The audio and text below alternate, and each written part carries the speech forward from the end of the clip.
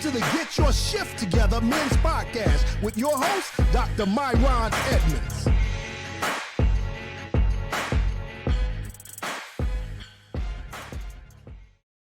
Yo, what it do? Make sure you unmute DJ Walk. What it do? What's up? I was just kind of grooving to that intro a little bit. Hey, it's a lot better than that countdown music we had to throw in the trash. Throw it in the trash, man. We just come in hot now, man. We get all that, brother. It was a mood killer. Definitely. It was not the vibe at all that we were looking for. That music kind of reminds me of, when you're trying to make moves on your wife, and then she'll bring up some random thing on purpose just because she's trying to shut it down. You'd be like, come on, bro. Come on, man. You know what I'm saying? We don't need to be talking about this right now. Like, dude, can we keep... Real quick, man, before we get started, man. Yeah. For all the audience out there, if my eyes look a little red and a little low, it's because it's allergy season, okay? I am not on that Zaza. I'm not fresh off a loud pack. The Lord has delivered me from that since college in my profession. I can't use any marijuana substances. It is allergy season, and that's exactly what it is. So if I look a little low, a little watery, it's my allergies, all right? Wow. I mean, get that out the way. That reminds me of that phrase, a hit dog a holler. A hit dog a holler, man. Bro, you can't nobody tell but you, man. Man, listen. I don't want them on here. Pastor was on a podcast. He was some dude, he looked high. You know how they do, bro. You already know how they do. Hey, that's why I got my name. That's why I got my name as Dr. MyRon Edmonds, man. I'm not the pastor on here, man. I'm just another brother, man. Okay, in these streets, you know what I'm saying? Trying to get my shift together. Trying to make it work, right? I'm just trying to get my shift together, man. Goodness gracious. Anyway, man, y'all get in this thing, man. Y'all come on through, get in this thing right now, and holler at us in these comments. Who is watching? Where y'all watching from? What y'all got going on? How's y'all week been? How's your week been, DJ Walk? Week's been good, man. Kids good. I'm good. We blessed. The weather is breaking. So, I got the Harley girl because you know what time it is. When the weather break, I'm going to be out there on that bike. Man, you're going to be out there today. I seen your press behind out there, man, in the doggone cold, man. Hey, listen. I had to just warm it up just a little bit. I had to take it around the block. But I picked up this man last week, y'all. I picked up this man last week. I mean, real talk. The man he's been in transition with employment, and DJ Walks. He's a man of many different responsibilities. Yeah. And so he had got some good news. We went out to celebrate the way good church boys do. We went out for a restaurant. We went out to find some good Latin food on the west side of Cleveland. And while we was out there getting our fellowship on, breaking bread, this brother, man, just before we got there, he said, man, let me step out this car real quick, man, and give y'all a two-step. He was like, stop the car. I gotta get my praise on. Hey, man, listen. It feels good though, man, to be wanted. Yeah, man. Actually, right now, man, I'm fielding a couple offers. So I'm just now the stress is different. The stress is different now. At first the stress was, man, what's gonna pop? Now the stress is, okay, we got a lot of stuff popping. What we gonna do? You know what I'm saying? So, yeah. So thank God, man. God is good, man. It was a stressful 2 months, and a lot of transitions going on, but God is able and God is good and God has provided. So, man, we praise God, man. Listen, y'all, welcome to the Get Your Shift Together podcast, where we trying to help brothers win in the things that matter. I'm trying to get my shift together. But we always got this brother, man. He comes through, and I'll put it like this. The first time we started doing this, it was on men's night. This podcast is more from men's night to the podcast. And he would come on men's night.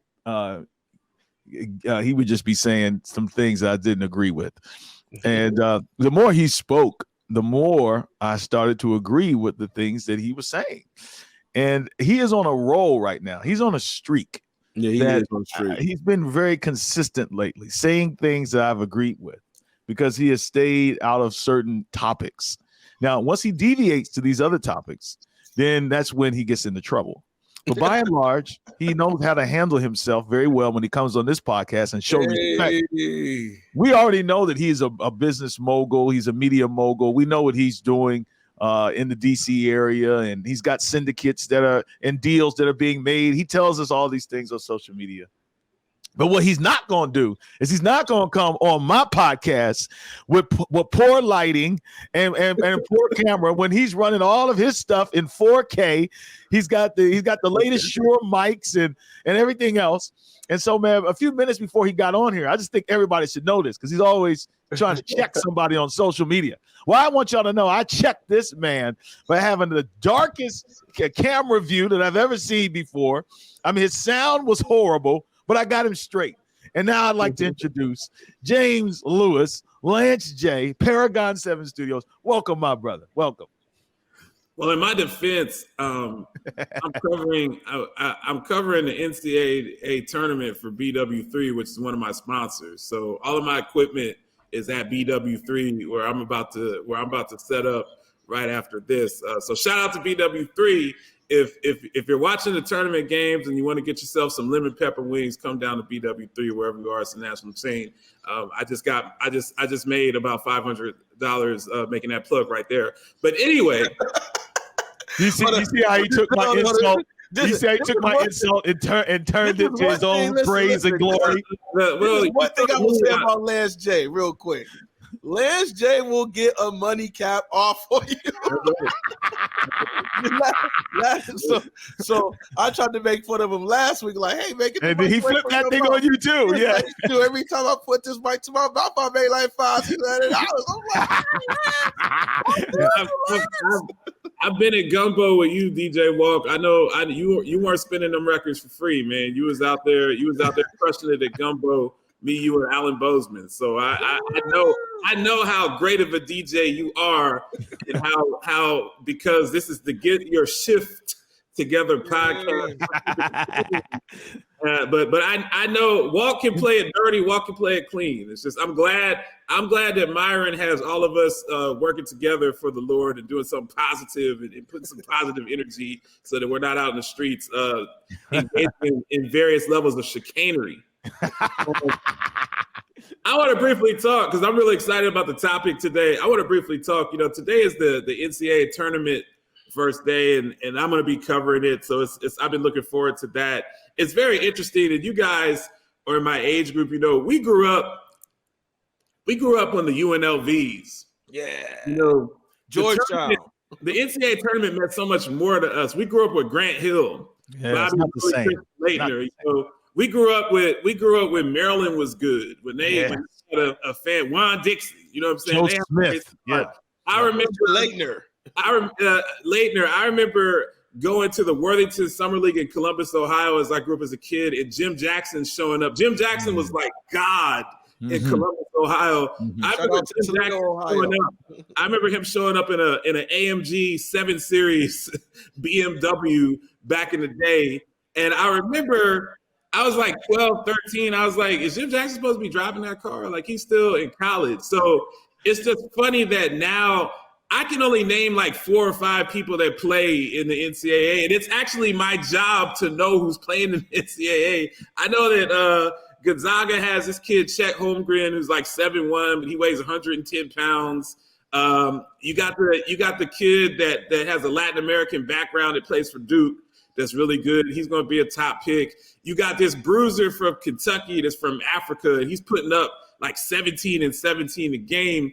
But it's not like the old days where we knew Fab Five. Like we built with these people over the years. Even the Chris Webbers are going to stay for 2 or 3 years. Tim Duncan played 4 years in college. Like Tim Duncan is arguably one of the best 5 players in the NBA history.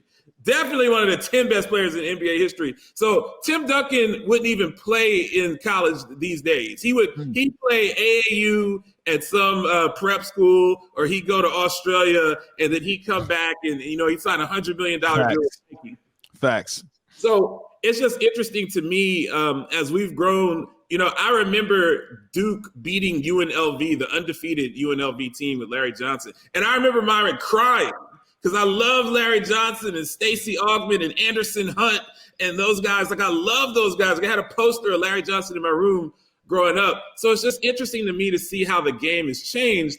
But I also wanted to talk briefly about back in the day, before this name, image, and likeness deal, which is the NIL deals. Now, people in college can get paid. They can sign endorsements. If Nike wants to give them money, if someone wants to give them a car dealership, or whatever, they can do that. Back in the day, they would demonize mostly brothers. Mostly brothers. They would demonize Chris Webber for getting some money under the table when he was making Michigan millions and millions and millions of dollars. The Fab Five, everybody had the long shorts. Everybody had the black socks because of the Fab Five.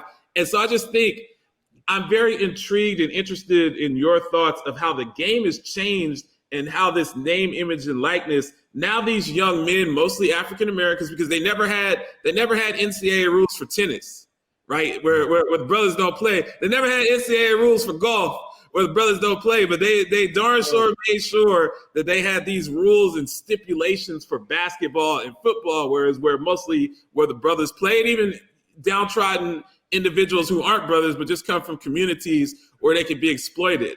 I just think that this name, image, and likeness, where people can get paid, where people can matriculate, where people can have their own podcasts and monetize social media, it's really changing sports even more, because now these young people, you don't have to go to Indiana and play for Bob Knight and have Bob Knight call you racist names. You don't got to deal with that anymore. You had to deal with that 30 years ago. Now you can be like John Moran. You go to Murray State. That's right. You can be like Logo Lillard. You go to Weber State.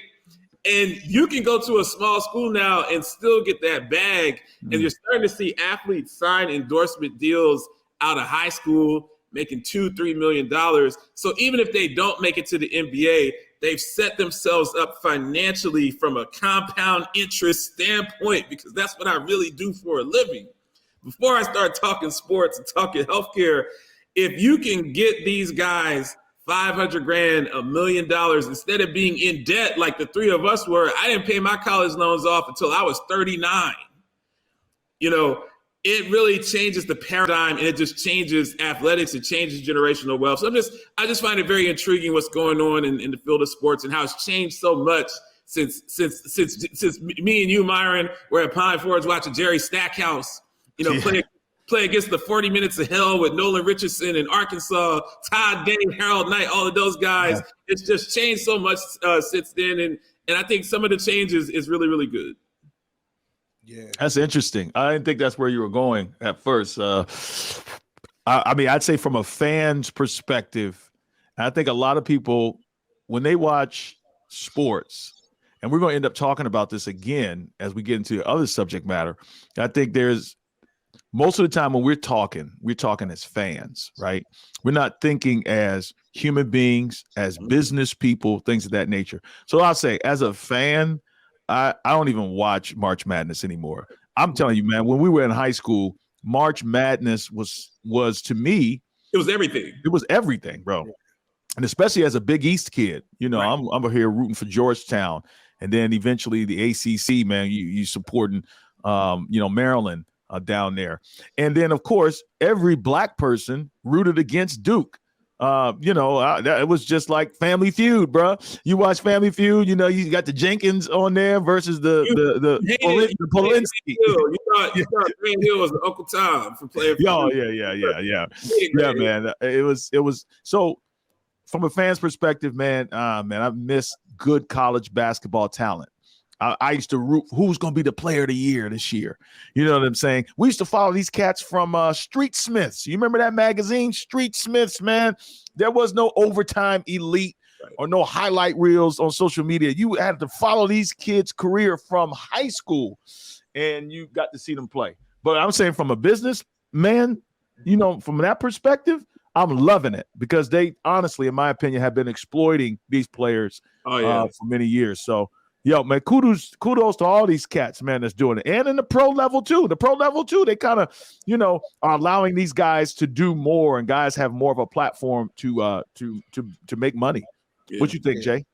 Yeah, I think it's absolutely absurd that you can have so many images and posters and advertisement with these guys' face, name, using all of their likeness, and them not getting a dime off of it. You know what I'm saying? It's like, it really made no sense for a long time until social media and other avenues to get paid popped up, and it's like, okay, they were going to get this bag one way or another because they could start their own podcast and charge and monetize it. So, I just think the university's just smartened up and was just like, you know what, let's not have them go off the rails. Let's kind of compensate them for their likeness so we can kind of still not control it, but they can still benefit from what we're benefiting off of. They're selling these jerseys with their numbers on it. Of course, a lot of them don't have names, but, everybody know who number 30 or number 15 is. And, they're selling all these jerseys, and it's kind of like, they're exploiting these young kids. So shout out to them, man, for getting to that bag because, they had to do it because they were going to get to the bag anyway. What can they actually do?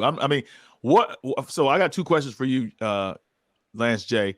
How did they get here? Because this is hard for me to believe that the NCAA just had a moral conscience, a moment of moral clarity, and said, you know what, let's start taking care of these young people, right? How did they get here, and what can they actually do? I'm confused about that. Can we actually see a kid on the cover with his name and his likeness on the cover of Madden and of 2K? It's a perfect setup, MyRon, because this is how it started. Is you remember the UCLA Bruins team? I think me and you were at Pine Forge. Ed O'Bannon, Charles O'Bannon. Won the national championship. I think it was your senior year. Won a national championship. If you remember the old NCAA games on EA Sports, right, they put Ed O'Bannon on the cover of the NCAA basketball game. And Ed O'Bannon was the first person. Now, if you remember back in the day, Michael Jordan and Charles Barkley wouldn't let you put him on NBA Live. It was player number 34 for the Houston Rockets, player number 23 for the Chicago Bulls, because they said, you're not going to put my image on EA Sports unless you're going to compensate me for it. So Ed O'Bannon, many years later, sued because they used his image and put him on the cover of NCAA basketball with the EA Sports game for PlayStation. He sued, obviously, with litigation. It was a 10-year thing, 15-year thing. It took forever. But that lawsuit was the genesis for what we see now with name, image, and likeness. Because ultimately, like you said, and I'd love to talk about this at another time, the whole paradigm for these young Black players that go play for a school, it's one thing to say, hey, we're giving you a free education, which might be worth $75,000 a year, all of that stuff. But it's another to say that for that price, we own your likeness. We literally own you like an NFT. You're just 12 NFTs on a basketball that you're just flipping you over and over again. So this generation and younger generations, they lawyer up at 15, 14. They're playing AAU. You got like the Ball brothers. They not going to let somebody exploit them. So this generation has really continued to put that with the and thank you for the time with what the parameters you're allowed to do, MyRon. Long story short, every state is different. So in some of the red states, surprisingly, they have laws that restrict the ability to gain money and stuff like that through this system. Some of the blue states, they're a little bit more liberal, quote unquote. So what you have is now players have the ability to put their own product out there. And it could even go as far as being signed with Nike. It just depends on the state. So if LeBron James was coming out and he went to Ohio State, he could have signed with Nike now. It's just the game is different, but it's different in different states. You're seeing kids gravitate towards states and schools that have more favorable name, image, and likeness laws. You had one kid, and I'll let you go. One kid, Quinn. Wow, that's interesting. Yeah, one kid, Quinn Eros, he was signed to go to Texas to play football. This is like the top prospect. He was signed to go to Texas. He enrolled in Ohio State instead. He forwent his senior year in high school. So played 3 years, graduated early, enrolled in Ohio State, didn't take a snap last year because C.J. Stroud is one of the best quarterbacks in the NFL. I'm hoping that my Colts tank and get him next year, but that's another conversation for another day. He actually got his money. He got $1 million endorsement deal to go to Ohio State. He entered the transfer portal and went back to Texas. So he's going to be suiting up for Texas Longhorns next year with $1 million in his pocket. So it's like these young people are learning to manipulate the system, which has manipulated them for decades and decades. I love it. Well, I manipulated their parents and their parents' parents. Right. So right. It's great to see the legacy shifting. Hey, man, always a blessing, man, and privilege to have you come through, man, and drop knowledge and science on us, man. Yeah, man. We much love to you, bro. We're gonna keep this thing rolling, man. We'll see you on the next go round. Picking Gonzaga to win the tournament. Gonzaga to win. I'm not surprised by that. That's a good pick. It's not like that's not clickbait or anything like you typically do. Like if you were to pick like Western Michigan State School of Agriculture, you know. All right, man. We're out. Yeah. Yeah, bro. Good stuff. Listen, man, we gotta get in this thing. Today is a serious conversation, serious topic. We're talking about trauma, man, and trauma in Black men in particular.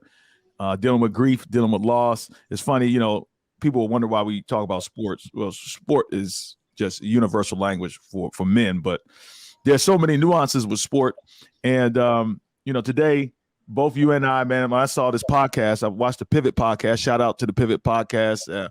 Got my man Ryan Clark, Fred Taylor, and Channing. What's Channing's last name? I can't remember what his name is. Yeah. But all of those former players started a podcast, had a little drama with them in the I Am Athlete podcast. Anyway, they started their own podcast, doing very well. But they brought on Michael Beasley, who was the number 2 pick in the NBA draft in 2008. Beasley has been harshly criticized most of his career as being a player who has never really, played up to his potential. Everybody knows that he can ball. He is a walking bucket, but maybe some off the court issue. Now, this is what we're getting from the media as fans. And that's what I was saying before. As fans, we're hearing this. And so the media paints him one way. But, bro, you and I both saw this this interview with him on the podcast, and it just opened my mind up to this issue of trauma and pain and loss and grief and how it affects us. You talk about people winning in the things that matter, man. Well, how do you win in the things that matter when you're going through stuff? Anyway, I'm gonna show this clip, man. These couple clips, man. We're gonna just go ahead and get in the doggone thing. Help from my favorite athletes, from my favorite celebrities, from my favorite people in the world. Everybody, and it's like everybody just like either call me crazy or just, I don't want to get into personal shit. When it's time for somebody to die and the cameras to show, it's like, bro, motherfuckers is out here showing every day that they need help. It's in the music, and we only listen to it till these die. It's like, bro, everybody out here need help, and everybody walking around this motherfucker like they got it all together. I'll be the first. Everybody walking, and then the second time, like, bro, Dwight Howard cried on TV, right? They called the nigga soft. What the he was going through on the inside? He had to hold on to where he cried in front of 20 million people. How about somebody ask that question? You dig what I'm saying? You're right. It's just so much that motherfuckers go through, and it's like, bro, they like niggas. It's on Front Street. It's just like until a motherfucker break down or die, it's like, it makes sense now. It makes sense. Bro, listen, man. That's just a tidbit, but you and I both said the same thing. When I was watching that thing, I was fighting back tears. For those of you who want to watch it, the Pivot Podcast, it's on YouTube or any other podcast outlets. But yeah, Jay, man, what was your reaction, man, when you saw this podcast? And for those of you who didn't see it, man, we're going to try to do the best we can and give you some context. But basically, he grew up in a very, very, very impoverished situation in Washington, D.C. You know, much of what we've always heard about black people in the hood, he's lived all of that, seen people die, violence, you know, all of that stuff. And man, the way that the pain came out of him. Talk to me, bro. Yeah, it was such an eye opener, man. One thing that really stuck out to me is how, you know, he was expressing how his poverty really was a major part of his trauma, you know? And one thing that just kind of spoke to me is sometimes in the black community, we kind of normalize that. Like we normalize, you know, okay, I grew up poor, I grew up broke, but it was all good. And we don't really dive into how that plays and affects us as we grow and get older.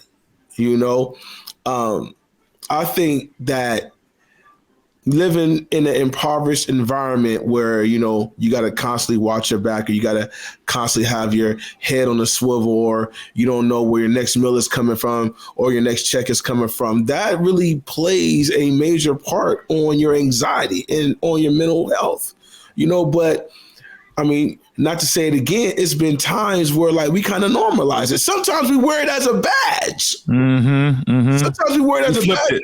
We flipped the joint. Yeah. Yes. Sometimes we kind of wear it as a badge of honor. Like, yeah, I grew up broke. I grew up this, you know what I'm saying? I made it out the trenches, you know, I'm that guy now. And I understand that, you know, that could be something that you're proud of, that you made it out the trenches. But at the same time, what did those trenches do to your mental health? What did those trenches do to your level of anxiety? What did those trenches do to how you could build and foster relationships? I mean, in the podcast, the brother said, I don't trust nobody. He said everybody stole from him, he said, including his mama. Everybody stole from me. I don't trust nobody. So with him saying that, you know, how is it possible for him to foster those relationships that are going to be beneficial towards him? And like, that was another thing I kind of took from the podcast is like, you know, being that I work in the social service field where, you know, I could go on for countless stories about the things that I've seen in young men and kids and, you know, just stories of trauma. But realizing that, you know, I don't know what their true purpose was in this podcast. Like, you know, I don't know if they just wanted him to get his story out, or I don't know if he reached out and said, you know what, I just want to express some of the things that I went through because maybe it can help someone else. They said they only wanted to talk about basketball, and the conversation flipped. That's what I took out of it. I didn't realize that when I talked to you the other day, but it was like, oh, they wanted to just talk about basketball and maybe why he wasn't what he was supposed to be. But he couldn't talk about basketball, even though that's all he wanted to do. But and like my point to that is you know, they uncovered a lot of scars with that brother. You know what I'm saying? Like, you know, he started diving deep into his life and, you know, why he is the way that he is. And he was just, the trauma was just coming out. And so my thing is, you know, after you have that conversation, what is the healing process that goes into you investing in this young man? You know what I'm saying? So it's like, you know, I know they were saying, hey, man, you could always call. Yeah, they tried. Yeah, but it's like, you know, that's another relationship to foster, right? So what if I'm going through my anxiety and I'm having a traumatic experience inside of my mind and I call you and you ghost me? You know what I'm saying? It's just like, you know, when you uncover those things, you have to be willing to kind of go all in to be there to help them and not just for just some quick clickbait, you know? So one of my thoughts is I hope that they did this brother some help and didn't because re-traumatizing someone is a real thing, you know? So I hope they did this brother some help versus re-traumatizing them. It's a practice out there that's called trauma-informed care. Yeah. And so when you go into situations where people have experienced trauma, it's called a trauma lens. You go in there with a demeanor, not sensitivity to it. Yeah, a very heightened sensitivity where you don't want to re-traumatize somebody at the same time. Well, them brothers wasn't equipped. They wasn't equipped for that. They wasn't. Like they said, they was trying to do a sports podcast. They brought in, but you making a good point. This was, it's not what I was going to say, but I think you're making a good point in general. Them brothers because a lot of the characters they bring on there, these are black athletes. And ain't no black people out there ain't been traumatized, period. And especially these young black athletes, brothers that's in their 30s, whose careers have been finished. And, whatever. A lot of these kids come from the hood, they need to get trauma informed. I totally agree with that. And, they need to get that training. I was able to get that training. So, when you're more empathetic, what I'm saying, when you hear people, because what we was watching yesterday or the day before yesterday, when we was watching that was painful. Yeah, bro, I was in pain watching that. And especially to hear this cat, 6'10", you know what I'm saying? You see all the tats or whatever. That don't mean nothing. He kept saying, man, I've been asking for help. He's like, what's it going to take? He gave an illustration of somebody getting drowning or getting shot or somebody he's like, what you going to do? You going to get him help. And he was like, I've been asking for help. He said, I've been asking, celebrities. We all know who he played with. You know what I'm saying? We ain't going to call no names. We know people that he knows and people that he's been asking for help, but he can't get help. I guess what I want to know from you, bro, is like, do you think he bears any responsibility? Like, not in his trauma, but in his healing, because it sounds like he is at a point where he don't want really no help no more. I don't know. Maybe that's kind of how I took it initially, but I'm not sure. What do you think? Yeah, and shout out to you, Nigel. I do agree with you. Trauma does happen outside of the hood. It happens to everyone. Everybody. Suburbs, it don't matter where you're at. I'm going to go out on a limb here, and not for clickbait or not to be controversial, but, I'll say no, bro. I mean, because I'm saying that. You're saying no, he what? I'm saying no, he doesn't bear any responsibility on how his healing process is going. And I'm saying that solely because if that's all you know, how do you know any better? If this poverty and trauma and you're just dealing with it all your life, if nobody ever comes to you and say, hey, you could get help or whatever, and you're just reaching out randomly for help and nobody's there, he may have had the mentality like, okay, screw it. I'll just go through it. I'll just bear it. It takes someone to come to you and not teach you, but, see that, hey, there's a better way for you to deal with this. Or he keeps saying, I've been, see Joel, I believe Joel is in the mental health field. I want to say she is, but she's saying that's what stood out to me, MyRon. He absolutely bears responsibility. I'm not going to say he is totally absolved from responsibility, because I agree with you. I'm like, I think what you're saying is the reality. There are some folks who come from situations and circumstances, and you got to look past them being 33 years old, and they just do not have the, I hate to say it like this, but the mental cognition to even know what normal and help looks like. Now, on his in his case, he has said, I have asked for help. And he said celebrities, famous ball players, people we all know. Listen, let me just say it. He played with LeBron. He played with KD and him have known each other for 20 some odd years, since they was 11 years old. I mean, those are just two big names. But I'm assuming there's others, coaches and other people, that he's come across in his lifetime.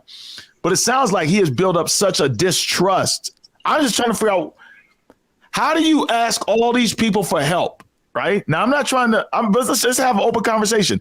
How is it that you have asked all these people for help and you have never gotten help?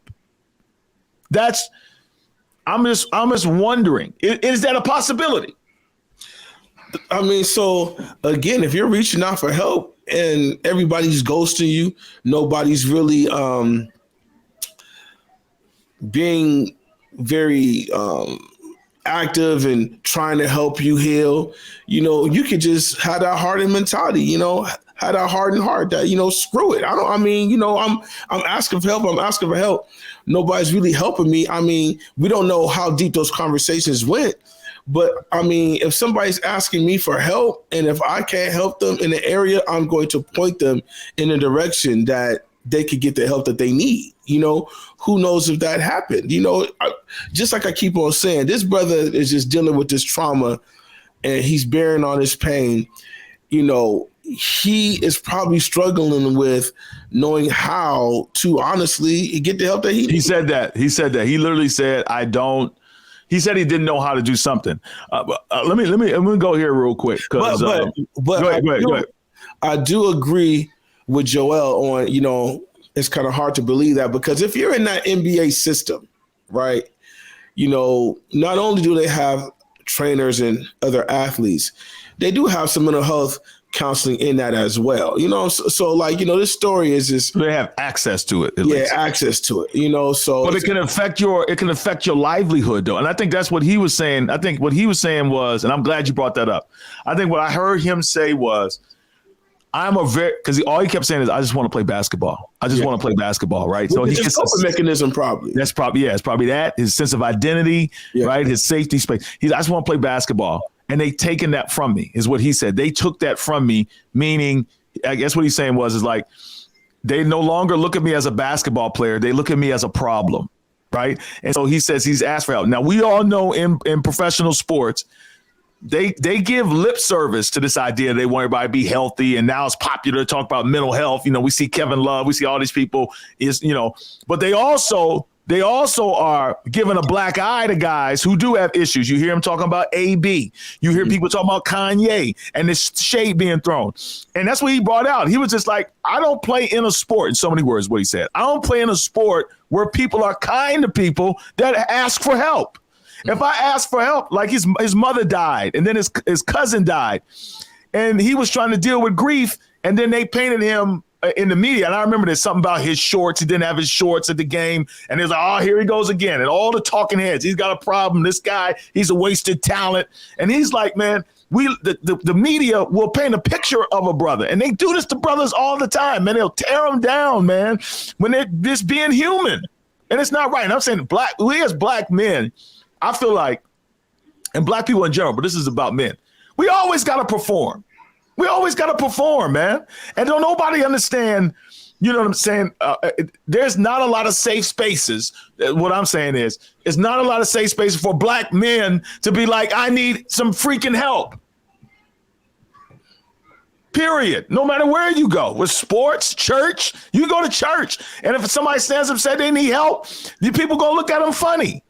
You know what I'm saying? And so what do you think they're going to say about this $1 million player who was the number 2 pick? He has, from a skills perspective, he's as good as Durant. Everybody knows it, skillfully. He's 6'10", got a hand, he got all that, but he just can't get it together. He just not and then you hear them talk about that. I have felt that way about Beasley. I know other people have, because it was they told us. But then when I watched his story, I was just like, man, I get it now. I get it. Like I see why he, you know what I'm saying, why he struggled. As a matter of fact, I don't even see him as a failure. I see him as a success after all the stuff he came through to get to where he is, Yeah. One thing about this whole conversation is, you have to be active in your healing.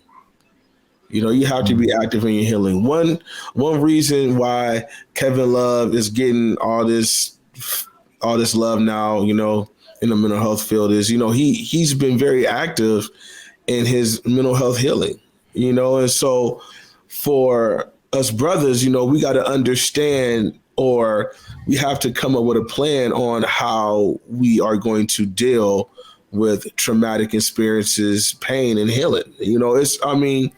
He said black people are fake. He says fake to be black now. Like he said, You got to be, basically, I think this is what he was trying to say. He was like, you basically got to be George Floyd, you know what I'm saying, getting choked out, dead body, for people to be giving you any empathy. but you can't be a professional athlete making all this money. You're blowing it. You're wasting it. We can't, you see AB take off his jersey and storm off the field. Look at that fool. What an idiot. You know what I'm saying? Like, we ain't going to give him no empathy. Yeah, get killed.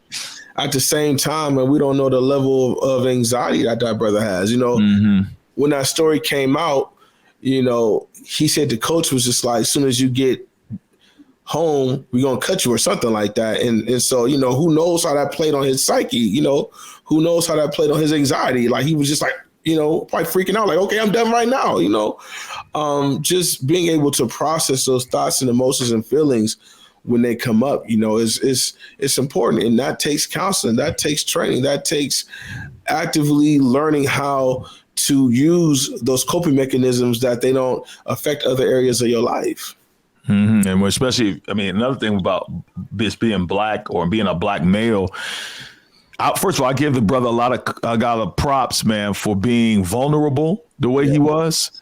Like, you could tell he didn't feel safe at first, but after a while, he was just like, forget about it. And he got real. And I think it helped us all, man. It helped us all. They were trying to get him to understand that. Like, Fred Taylor's whole thing was, man, you got a story, you got a testimony. He's not there. He's not at a place right now where he sees himself as, an inspiration. He just wants to play ball. Like, he's in the process. Yes, right. So what was your take on what was the deeper meaning that you got out of him when he kept saying, I just want to play basketball? And they said to him, well, you can play basketball every day. You don't got to be professional. Nah, but he's like, nah, they took that from me. I want to play basketball. It's not even about the money, but I want to play on the highest level. I just want to play basketball. What did you get out of that? I got out of it that, that's his coping mechanism, man. That's how he deals with his pain. That's how he deals with his trauma, playing basketball. Of course, you can go to the rec outside or like an open court and stuff and just play some basketball. Of course that, but it's more surrounding it, man. He wants to play on a high level where you get the crowd, where you get the lights, where you get the intro. I believe affirmation. Yeah, I believe that was a point of it. Because when you have all those fans out there screaming your name and you shooting and you doing well, that affirmation helps you. It's an escape. It's an escape. So, it was almost kind of like childlike a little bit. Like I just want. It was. So it's like, plus, if you think about it, at the beginning of the whole podcast, they showed him and Ryan Clark. Yeah. Ryan Clark. Yeah. And he's saying, yeah, man, you can come here, play basketball at any time. You can come here and play at any time. But I don't think that they really understood, or I don't think that he really communicated well what he meant by that playing basketball, because I don't think he can communicate that. Yes, absolutely. You spot on. Go outside right now and play basketball. That's right. It's not like you can't play basketball. I think he wants to invite that pro environment where the affirmation comes. Mm-hmm. He wants acceptance. Lights, camera, action. Yes. Yes. Because honestly, everybody has, man, when you are down and when you're having, some bad thoughts or some slight depression, when you perform, man, you feel good. Like I could have a horrible day, right? But if I go and kill a DJ set and I got the crowd going and everybody's rocking it and everybody's having a good time, that's right. Man, that's right, Mr. North. It's like a drug. You know what I'm saying? Like, if I'm rocking out, everybody's feeling it, everybody's vibing, it's euphoric. You feel good. You feel good about yourself in that time.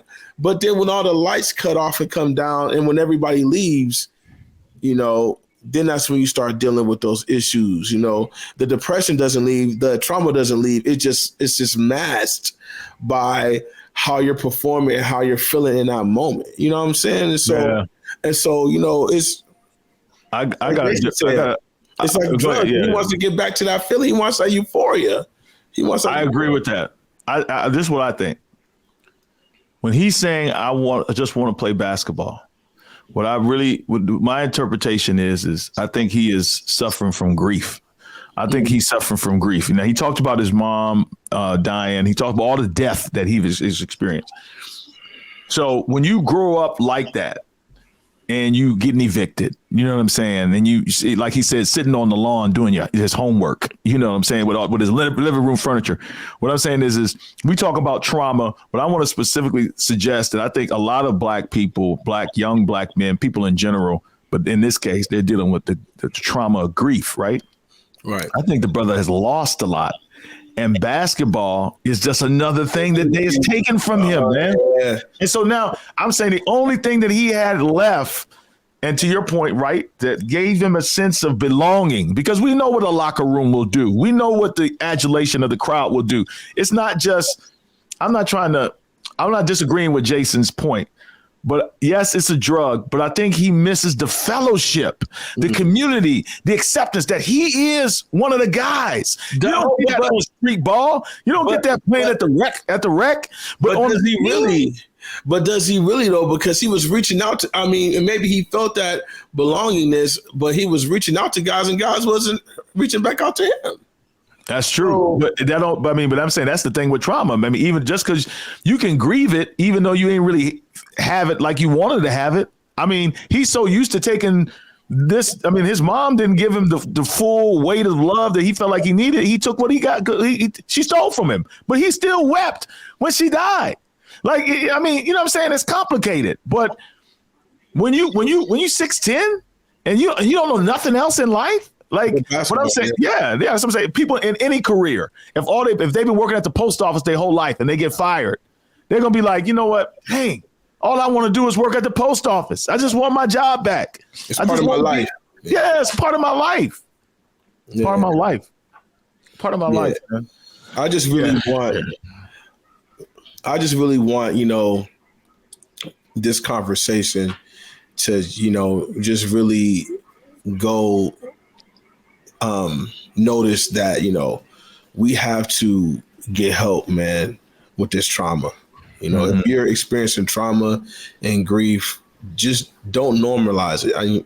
We always talk about get help on here, see a counselor, see a, mental health professional. I mean, it's a point to be driven home. I mean, we have to understand that we can't get through these things alone.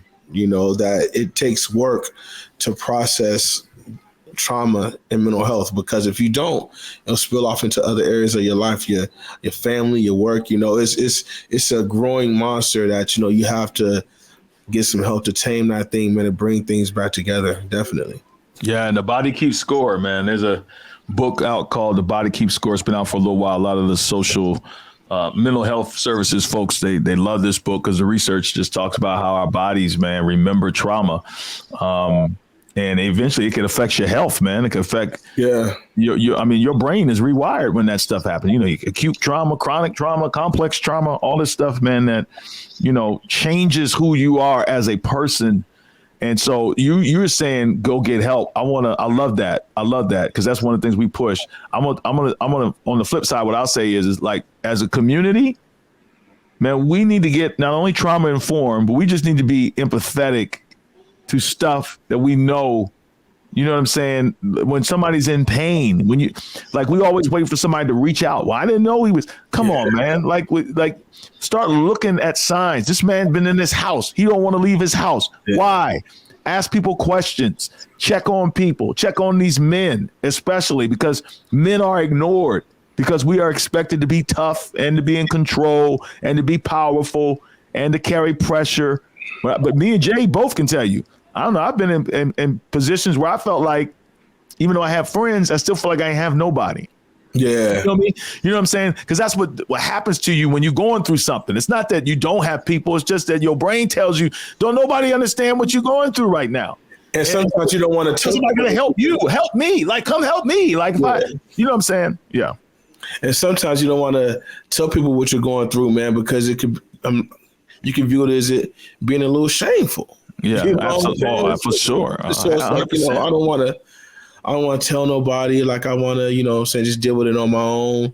That plays a very big part too. But MyRon, so how do you feel about the people that use religion on? I'm just being honest. Funny thing is, I was just thinking about that. That uses religion for, which is, I understand it, but the people that use religion on how to deal with stress, trauma, and grief, like I could just pray it off, or I could talk to God, and which is true, but how do you feel about that? Yeah, nah, bro. Listen. So so here's what we know, and I'm just going to be scientific. What we do know is that there are some religious exercises that do help people to cope. There's a bunch of studies been done on prayer, praise, all that stuff, and how it helps.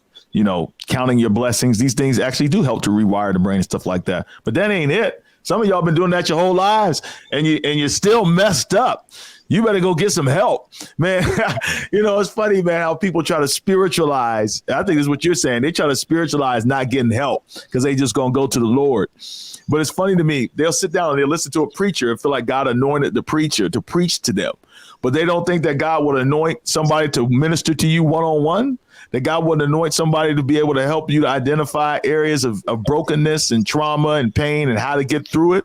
I know I'm not skilled at that. I know what my gifts are, but there's some people, they can't preach themselves out of a wet paper bag, but they can take somebody one-on-one and they can help them experience healing and deliverance, you know what I'm saying, on a level that we can't. And they're professionals at it. Like, it's amazing to me how we want professional physicians, right? And we don't care. I don't care. I don't care if my physician, it'd be nice if he loved the Lord, but if he don't, I just want to know if he didn't cheat his way through surgery fellowship. When I need heart surgery, I just want to know, does he know what he's doing? I don't care who he worship. We want a professional then, right? But we don't want no professional when it comes to dealing and tinkering with our brains. And that's the lie that a lot of black people believe. You can touch everything on my body. I mean, you can deal with everything in my life, but stay away from my head. And that's the place, I think, more importantly, that black people need to get addressed. Now, I mean, there's some other issues that we can talk about that, but yeah, man, all that spiritualizing stuff and you crashing and burning. And, I see honestly in the church, I see a lot of mental health cases. I see a lot of trauma. It's everywhere. You see it, man. I mean, people crying all the time in the black church, and we use emotion to get this stuff out. But some stuff, man, you need to go sit down with somebody. You know what I'm saying? Like, you need to sit down with somebody. You can't get raped and then beat up by a husband and then put out on the street and then grow up in poverty and all that's normal. Yeah, and then pray it off. It don't work like that. That don't work. It don't work like that. It don't work like that. God will help. God will comfort, but yeah, he'll help you to get some help. Yeah, you definitely need to sit down with somebody, sit down with a professional, and process your trauma. Got a lot of ladies that have joined the podcast. I think it's time to end. It's like, how do you get help? How do you get help? So I'll start. If you have health insurance, start with your physical health doctor and say, hey, can you recommend me to That's good, Jay. psych help or counseling services? Start there. That's one place where you can start to get help. Talk to your doctor and say, hey, I'm going through stress. I'm going through some trauma. Who can I talk to? Big facts. Big facts. Psychologytoday.com, man, is the go-to spot for therapy. You can filter exactly what kind of therapist you need. I mean, from race to religion to insurance to age, gender, you name it. You literally can create and curate who you want as your therapist. Matter of fact, yesterday I was with my therapist yesterday. Yeah. And it's funny, my therapist asked me, because this was my first time with this one. And so he was like, what do you want to get out of this? I said, man, honestly, I just want somebody to talk to. I just want to get this stuff off my chest. That's it. If you got some steps that you're going to help me, I'm fine with that. But I'm good with just being able to have somebody sit here and listen to me just unload all this stuff. I feel so much better. But there's nothing wrong with talking to somebody, man. There's nothing wrong with that. I talk to somebody. I have somebody in my life that is a mental health professional, and we stay in constant contact. I was just so blessed that by working in case management in the field, I made so many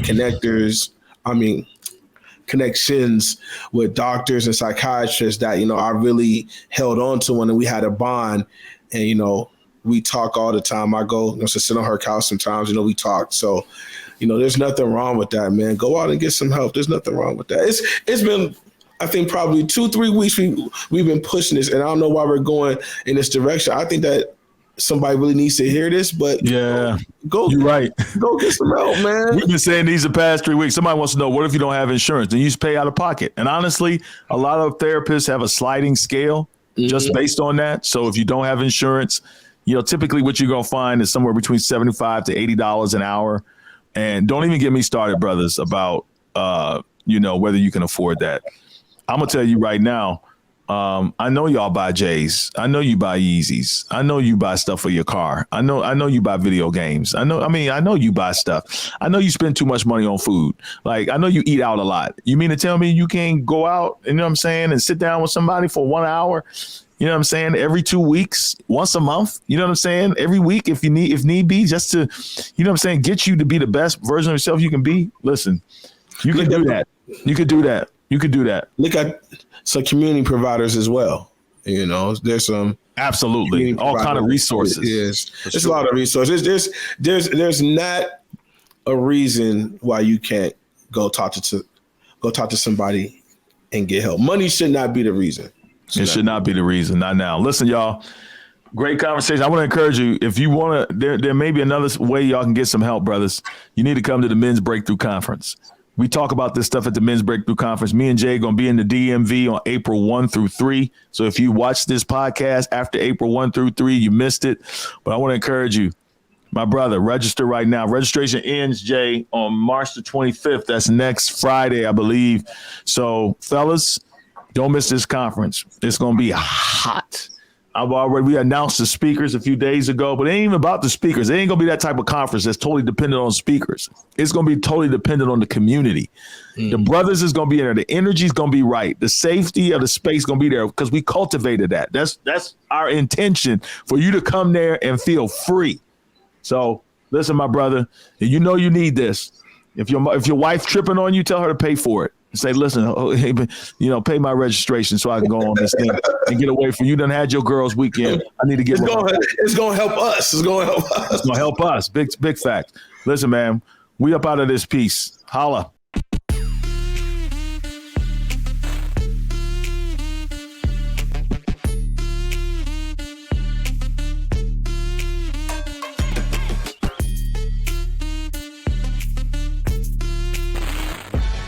For listening to this episode of Get Your Shift Together Men's Podcast. For more information, please visit our website, menswinningscircle.com. That is, menswinningscircle.com. Let's win in the things that matter.